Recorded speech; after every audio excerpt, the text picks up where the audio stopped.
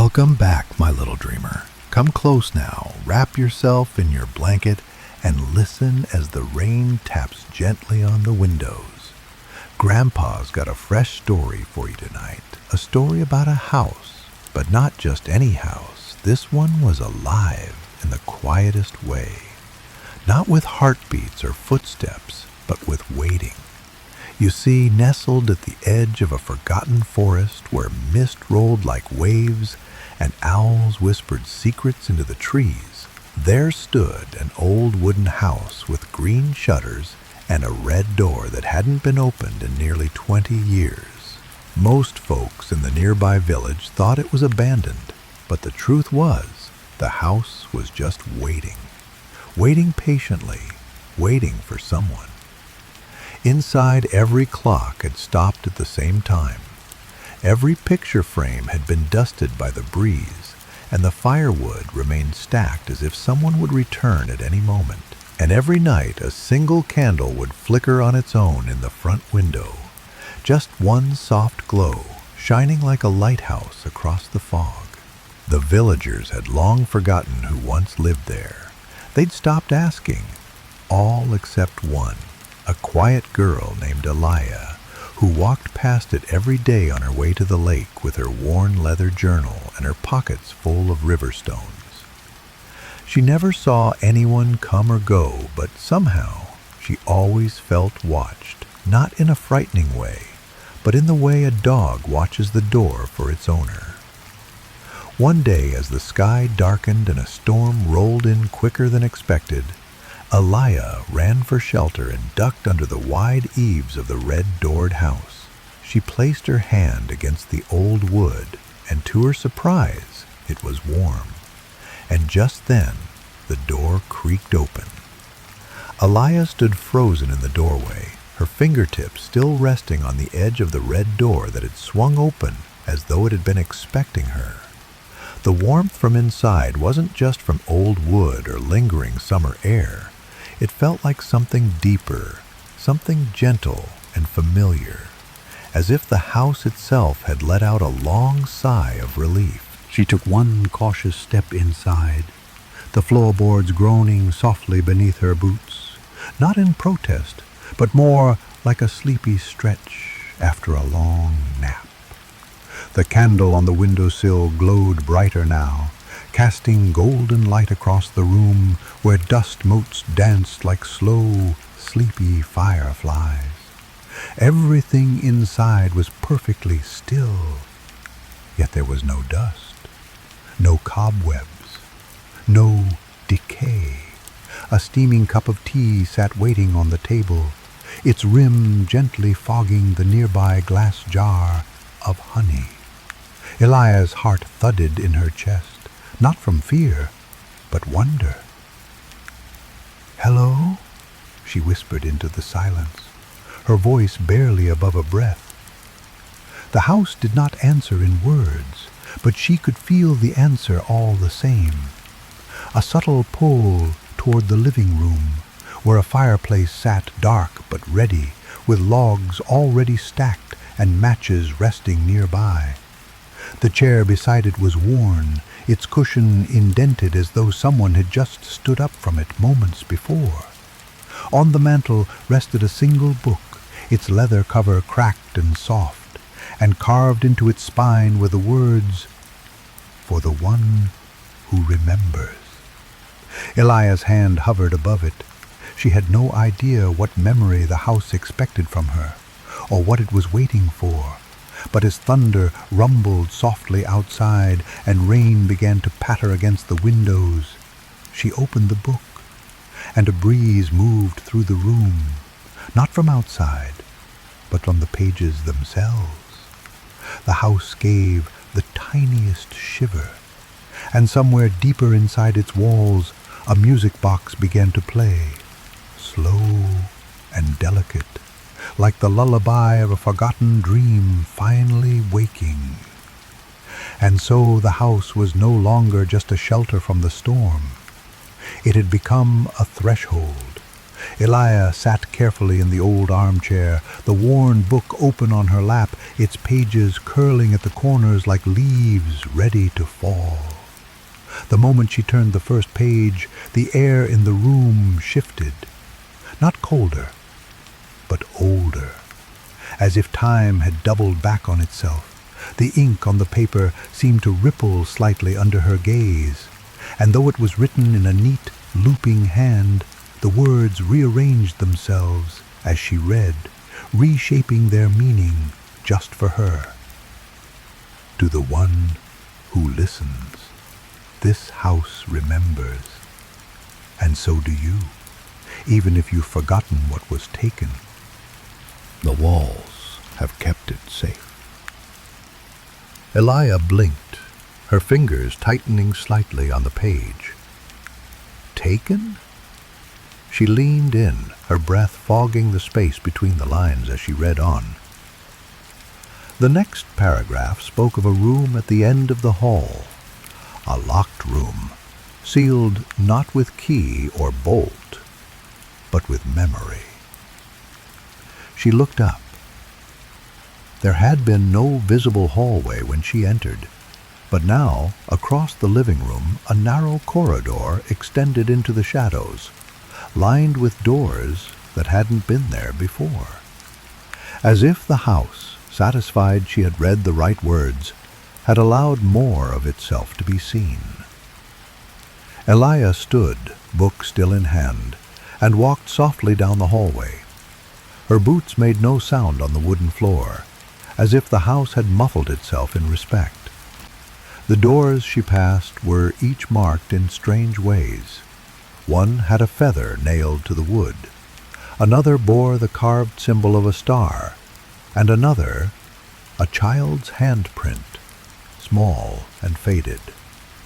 But it was the door at the very end, plain, with nothing but a brass handle and a faint glow seeping from the cracks, that drew her in. She reached for it, and the moment her fingers brushed the handle, her ears were filled with sound. Laughter, wind through trees, a piano playing far away, and a soft voice, her mother's, humming a tune she hadn't heard in years. She gasped and stepped back, her heart caught between wonder and longing. The door hadn't opened, but it had remembered her. Behind her, the music box in the living room clicked to a stop, and in the stillness that followed, Elia realized this house had once known her, truly known her, long before she had ever passed it on her way to the lake. And now, dear listener, Grandpa invites you to follow Elia into the memories that linger behind that glowing door. Elia didn't open the door right away. She stood before it, one hand resting on the brass handle, eyes closed, and listened. The echoes inside weren't just faint memories anymore. They were vivid, layered, alive. Her mother's humming grew clearer, and beneath it came the sound of her own childhood laughter, sharp and bright like wind chimes dancing in a summer breeze. But she hadn't heard that sound in over a decade. She hadn't even realized it was missing until it returned. With a slow breath, Elia opened her eyes and turned the handle. The door eased open with surprising gentleness, revealing a small room awash in amber light. Dust particles floated like stardust in the glow. Inside, it was just as she remembered, only she hadn't known she remembered it. The rocking horse in the corner. She had only been 4 or 5 when they left, and she'd never understood why they never returned. But now, standing here, with the book still clutched in her hand, Elia felt the answers begin to stir, like seeds long buried. She walked to the bookshelf and found a familiar picture book, the edges chewed slightly by her old puppy, Barlow. She remembered that, she remembered him, and suddenly the room shimmered. A faint shape appeared by the bed. A small, energetic dog, wagging its tail with joy only a child could inspire. Elia dropped to her knees, and though she couldn't touch him, she could feel him. That rush of warmth and comfort, of a presence missed for too long. Tears welled up in her eyes, not out of sadness, but from the sheer, overwhelming recognition of it all. How much had been taken, how much had been hidden inside her for so long. And the house, sweet house, had kept it all safe. Every scent, every sound, every fragment of light and laughter. It had waited not just for her return, but for her to remember. Outside, the rain deepened, wrapping the house in a soft curtain of sound, like applause from the sky itself. Elia curled up in the red velvet armchair, her knees tucked beneath her, the book still resting in her lap, but now open to a different kind of page, one with no words, only shifting images that moved like reflections across water. Each time she looked, the page revealed something new. Her mother brushing her hair beside the window, her father placing a toy compass in her small hands, her younger self sleeping with her head resting against Barlow's warm side. It wasn't just a book anymore.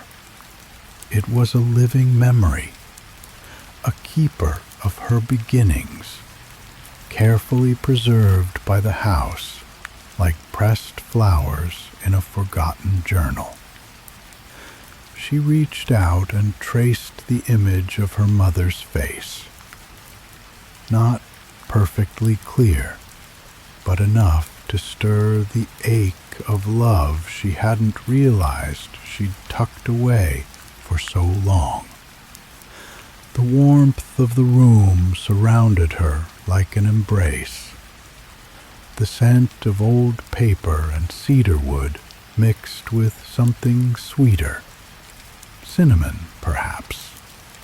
A smell she now remembered always came from the little sat. She set the book aside, heart thudding gently in her chest, not with fear, but with clarity. She stood and walked to the small window of her childhood room, pressing her palm to the cold glass.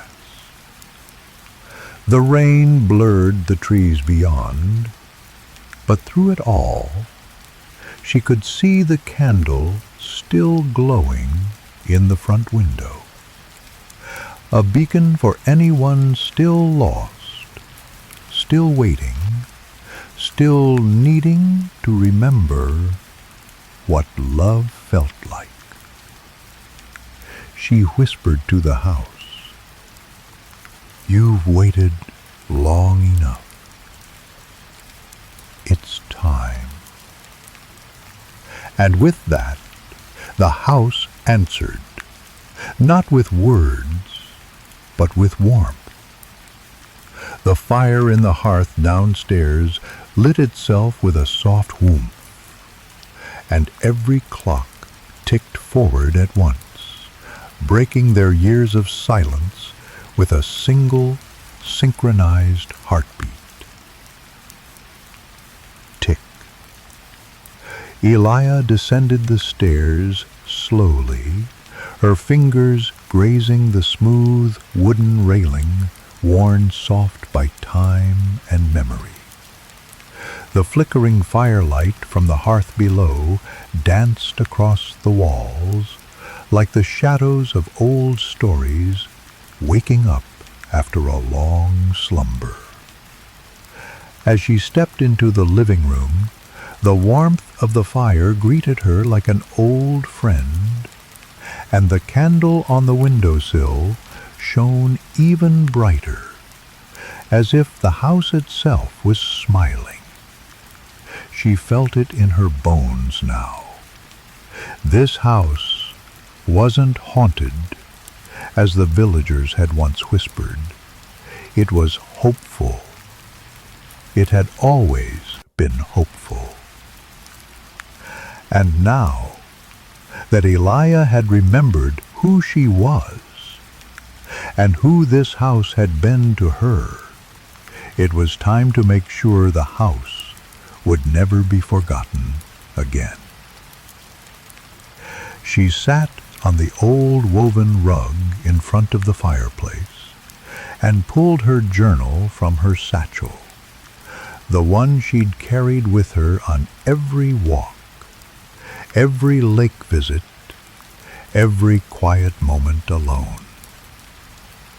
It was weathered and thick with pages, filled with sketches of river rocks and birds, lists of dreams she hadn't yet chased, and poems written under moonlight. But now she opened to the very last blank page and began to write something different. A letter. Not to herself, not to anyone she knew, but to the next person who would find the house. She wrote of the warmth in the floorboards, the memory in the books, the way the candle never burned out. Its pages belonged here now, just like she had, and just like someone else would, someday soon. As she turned toward the front door, ready to go home, her new home, wherever that might be, the fire gave one last gentle crackle, and the music box on the shelf played a single soft note. The house had said, "Thank you." Years passed, as they often do in stories like this, though the house itself didn't seem to notice. Seasons whispered across its roof like lullabies, painting the shutters with autumn gold and winter frost, only to be kissed again by spring's gentle green. The candle in the window never dimmed. The clocks, now ticking calmly, peacefully, continued their rhythm, and the journal Elia had left on the mantel gathered not dust, but a strange kind of warmth, as if the words inside were still living, breathing, waiting. It was on one such ordinary afternoon, when the sky was gray and a soft mist rose from the damp earth, that a boy named Milo appeared at the edge of the path. He was no more than 10, with a backpack too large for his shoulders and shoes caked in the kind of mud that speaks of long journeys and uncertain steps. He hadn't meant to find the house, or so he told himself. But when he passed the tree with the curled branch and the broken fence slat, something tugged gently at his chest. A strange tug, not quite painful, more like recognition. And then he saw the candle, glowing softly behind the red door. It didn't flicker like most candles.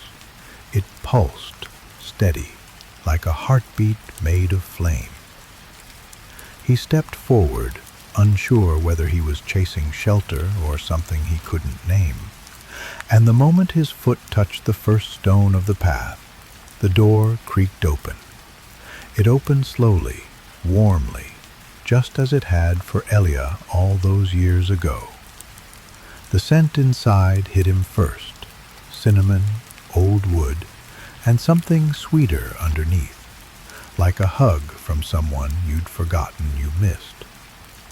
Milo stepped inside, eyes wide, the damp hem of his jeans brushing the polished floor. He didn't call out. He didn't need to. The house already knew him. The fire was lit. A steaming mug of cocoa waited on the table, and on the mantel, open to a fresh page, was a journal with his name already written at the top in looping handwriting he'd never seen before, but somehow recognized. The house hadn't forgotten how to welcome someone lost. Milo didn't sit down right away.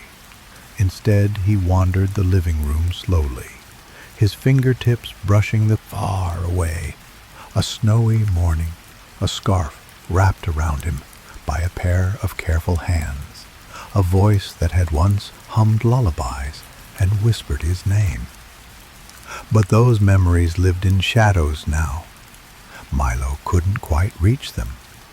That's what life had been like since his mother passed. A world full of almosts and echoes, of closed doors and heavy silences no one dared to fill. He'd stopped believing in comfort long ago. And then this house opened its arms. He stood in front of the fireplace, drawn to the journal lying on the mantel, the one with his name already inscribed in golden ink, as though the house had known he'd come. He opened it with hesitant hands, expecting emptiness, but the first page was already written. It wasn't a letter or a story. It was a question. What do you miss most, Milo? He blinked, heart thudding. The room didn't feel smaller or larger, just more real somehow, as if it leaned forward slightly to hear his answer. He closed the book, unable to write anything yet, and instead wandered into the hallway, led more by instinct than curiosity. The same hallway Alaya had walked long before. The doors stood just as they had for her. The feather, the star, the handprint, and at the end, the door with the soft light beneath it. He reached for the brass handle, but paused. He wasn't ready, so instead he turned back, made his way to the red velvet armchair, curled into it like a tired kitten, and picked up the journal again. This time, he did write something. I miss my mom's laugh. The candle in the window flickered, not like a flame, but like a heartbeat responding in kind. And so, the house began to remember with him. The moment Milo wrote those 6 simple words, I miss my mom's laugh, the air in the room seemed to soften, as if the house had exhaled, grateful for the honesty. It wasn't a magical reaction, no sparks or music, but something more intimate and quiet. The fire in the hearth leaned a little higher, and the candle's light on the windowsill grew steadier, warmer. Milo closed the journal gently and tucked it beside him, pulling his knees up in the red velvet armchair. He watched the flames for a long time, his thoughts drifting like clouds across the sky of his memory. Slowly, the heaviness in his chest began to lift, not gone, but shared, like he no longer carried it alone. And then he heard it, a soft sound, almost like a chuckle, from down the hallway, not loud, not startling, but unmistakably a laugh, not forced or eerie. But it was the final door, the one with the warm glow beneath it, that called to him the loudest. This time he didn't hesitate. His hand found the brass handle and turned it slowly. Inside, the room was simple. Soft carpet beneath his feet, a worn quilt on a bed that looked like it had been turned down just for him, and shelves full of picture books. His picture books, some of which had been lost years ago in moves or mishaps. In the center of the room, an old radio played quietly, and from its speaker came that same gentle laugh again, his mother's, faint, woven into the music, as if someone had recorded her joy and hidden it there just for him to find when he needed it most. He stepped closer, knees trembling, heart in his throat. He didn't cry, not yet, but he sat beside the radio and placed his hand over it as if he could reach through the speaker into the past. "I remember," he whispered, and in that moment the room felt full, not of people or ghosts or magic tricks, but full of love, of memory, of welcome. Milo sat in that small, memory-soaked room for what felt like hours, listening to the music drift from the radio and letting his mind wander back to soft places he thought were gone forever. His mother's laugh, laced within the melody, played not as a recording, but like a heartbeat, steady, comforting, alive in its own strange way. The quilt beside him smelled like home, that particular blend of soap, sun, and the faintest trace of lavender his mother always used to tuck between pillowcases. And the books on the shelves, he ran his finger across the spines and found titles he hadn't seen since his first years of school, including a torn old volume about stars that his mother used to read with him on the balcony of their old apartment.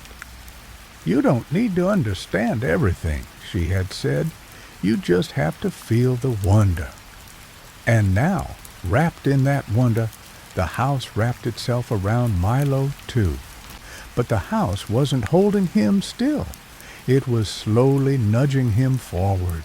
He felt it in the way the candlelight outside brightened each time he remembered something good, and the fire downstairs never dimmed, burning like a heartbeat of its own. The room didn't try to trap him in the past. No, it offered him the memories like stepping stones, gentle reminders that joy once lived here and could be lived again.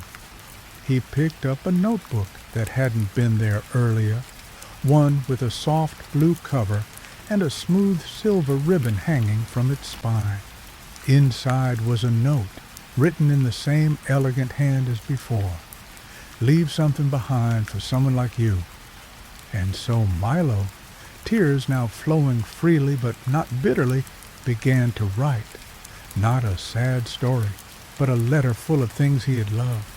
Bedtime jokes his mom used to make, the secret pancake recipe she whispered only to him, the way she once danced barefoot in the kitchen when it rained.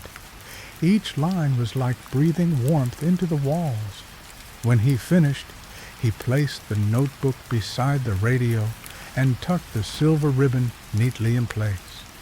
That night, Milo curled into the bed and the quilt hugged him back. For the first time in a long while, he slept not out of exhaustion, but from peace. Milo awoke to the scent of pancakes, not the faint ghost of memory, but a rich, golden aroma that drifted through the halls like a Sunday morning. He blinked against the soft light peeking through the curtains and, for a moment, forgot where he was. But the quilt beneath him, still warm, the notebook beside the bed, and the steady hum of the radio reminded him he was home, not the one he'd left behind, but the one that had found him. Padding barefoot through the hallway, he noticed the other doors remained closed, respectfully quiet, and when he stepped into the living room, he found a tray waiting by the fireplace. Pancakes, warm, topped with honey, not syrup, just the way his mother used to serve them when they ran out of the usual sweet stuff. The fork beside it had a note folded underneath, written in that familiar, looping hand. "We remember what matters here." He smiled. A real one. the kind that feels like it starts in your chest and spills out through your cheeks. Milo sat by the fire and ate slowly, thoughtfully, letting each bite sink into something deeper than hunger. When he finished, he leaned back and looked around the living room. The journal Elijah had once left still sat on the mantel, now joined by the notebook he had filled, and just beneath them, a third space sat empty, waiting, not with sadness, but invitation. The house knew its rhythm: comfort, healing, remembering, sharing. Then, like a breeze opening a door, he heard the front latch creak gently. Milo stood and peered toward the entryway. The red door had opened just a sliver, enough to let in the soft gray of the morning light and the scent of fresh rain on stone. Footsteps echoed faintly, not yet inside, but close. Someone was coming. Someone else lost, searching, aching in that quiet way only hearts understand. Milo's heart beat faster, not from fear, but recognition. He knew now why he had been called to the house, not just to remember, not just to be healed, but to help welcome the next one. So he walked over to the front door, gently opened it wide, and stood in the soft rain, his eyes scanning the misty path for the figure he already sensed would appear. The rain was steady but gentle, falling in soft curtains that veiled the trees beyond the gate. Milo stood barefoot on the front step, the warmth of the house behind him and the smell of damp earth rising all around. He didn't know who was coming, not exactly, but the same way he had once been drawn to this place. His heart now pulsed with the certainty that someone else was being pulled by that quiet thread, the one that connects the forgotten and the remembering, the broken and the beginning. And then, through the fog, she appeared.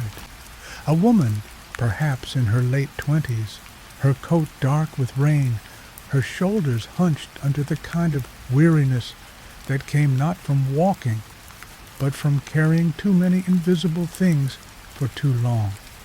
She hesitated at the edge of the path, looking up at the candle in the window, as if unsure whether to trust the glow. Milo didn't speak. He simply stepped aside, letting the open door speak for him. She crossed the threshold slowly, eyes wide, taking in the firelight and the room, the scent of pancakes still lingering faintly in the air. The house didn't rush to greet her. It simply welcomed, as it always did. Her fingers brushed the edge of the bookshelf, then the armchair, and when she reached the hearth, she stopped. I used to live in a house that smelled like this, she whispered, not to anyone in particular, but to the air that somehow understood. Milo nodded. I think it remembers you too. She turned, surprised to hear a voice so young carry such certainty. But then again, maybe it wasn't youth that gave Milo his calm. Maybe it was the house, already beginning to share its strength through him. He walked over to the mantel and picked up the third notebook, the one that had been waiting. Without a word, he offered it to her. She took it in both hands, slowly, gently, as though it might vanish if held too tightly. Her eyes shimmered. "What do I do with it?" she asked softly. Milo smiled. "You tell it what you miss." She didn't answer right away. Instead, she sat in the red velvet armchair, hugged the notebook to her chest, and let a single tear roll down her cheek. Not from sorrow, but from the beginning of healing. The fire cracked gently beside her, and above them the clocks ticked on, steady and sure. The house had begun again. The woman sat silently in the red armchair, her fingers curled around the edges of the notebook like someone holding a fragile bird. She didn't open it yet, not because she was afraid of what she might write, but because the moment itself felt like a doorway, a stillness, a hush before the music. The fire beside her crackled quietly, and the candle in the window glowed its steady golden light, as if whispering, "Take your time. I'm not going anywhere." Milo sat cross-legged on the rug, close enough to offer comfort, but far enough to let her breathe. He didn't ask her name. He didn't need to. The house had already accepted her. After what felt like forever and only a moment, she opened the journal. The first page was blank, except for the same familiar question written in looping ink. "What do you miss most?" Her shoulders trembled, her lips parted, and then, in a shaky hand, she began to write. Not a neat, practiced paragraph, but scattered words. Her father's voice reading bedtime stories, the scent of jasmine from her mother's shawl, the way her sister would whistle in the kitchen. One by one, the memories spilled out, not in perfect order, but as they came, like stars appearing one by one in a night sky.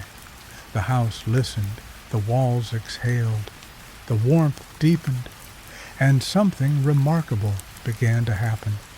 The air around the fireplace shimmered faintly, not with magic, but with a hush, like pages turning themselves.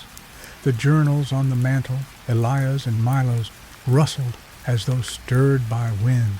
The names inside them whispered to each other, memories interlacing like threads in a great tapestry. The woman looked up. "Did you hear that?" she asked. Milo nodded. "It's the house, remembering." Because that was the house's gift. It didn't just hold stories, it wove them. The more that were added, the more whole it became. And those who visited didn't just find healing. They left something behind. A piece of love carefully pressed between the pages of a greater living book. The house that waited didn't wait for people to fix what was broken. It waited to help them carry it gently. The house had always known it would one day open its last door, the one that had no markings, no symbols, not even a handle. It had remained hidden behind a panel in the hallway, just past the room with the feather and before the door with the star. Elia had once paused there without knowing why. Milo had passed it a dozen times without ever noticing it was there. And the woman, now resting in the armchair, sipping warm tea the house had brewed without a kettle, turned her head slowly toward that spot, as if the house had gently called her. She rose, the journal still clutched in her arms, and moved forward. Milo followed, quiet and wide-eyed. The panel, once invisible, now shimmered like dew on morning grass, and with a whisper like wind through trees, it eased open. Inside was not a room in the traditional sense. There were no chairs, no shelves, no fireplace, just a wide, round space, its walls etched with stories in hundreds of handwritings, glowing faintly in the dim light, like stardust caught on ink. Each story was unfinished, their last lines left blank, as if waiting for the next traveler to add a piece. In the center stood a table made from old wood, polished by time, with one large book resting open on it, the house's book, and it was alive. As they stepped closer, letters began to appear on the open page, not written by a hand, but by memory itself. It wrote, "When sorrow is shared, it becomes something softer. When memory is honored, it becomes light. And when kindness is left behind, it becomes shelter." The woman placed her journal beside the book, gently, reverently. Milo stepped forward, touched one of the glowing lines on the wall, and it changed color. like it recognized him. The air grew warmer but not heavy. It felt like the sun had just risen in the quietest part of the world. And then the door behind them stayed open, because the house was no longer a keeper of the past. It had become something more, a place where the lost found each other, a place where stories healed not just those who told them, but those who listened. Milo smiled and reached for the woman's hand. "We should leave it open," he said, "so the next person can come in without knocking." And so they did. And now, my dear one, Grandpa pulls your blanket up, kisses your forehead through the screen, and says, "You are part of the story, too. The house waits for no one now, because it no longer needs to.